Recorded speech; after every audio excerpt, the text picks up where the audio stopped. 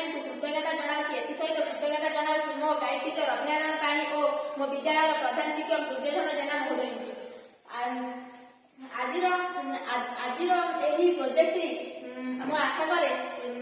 अजणा व्यक्ति जेकोसी डाक्तरखाना समूह में पहुंचे तेबे से बहु कम समय और सहजरे से खोजुथिबा विभाग में शीघ्र पहुंच पार। मो प्रोजेक्टर मूल तत्व हेउछि जेकोसी अजणा व्यक्ति डाक्तरखाना समूह में पहुंचे तेबे से बहुत असुविधार सम्मुखीन होता है कारण से खोजुथिबा स्थान को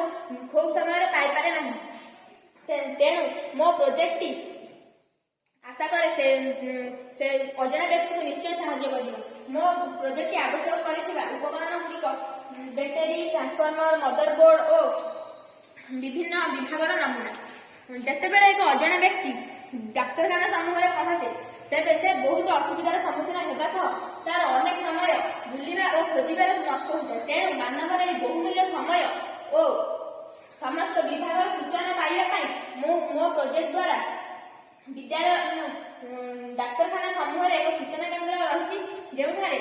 जो एक अजणा व्यक्ति तार निजर विभाग पचारे तेबे सूचना ऑन कर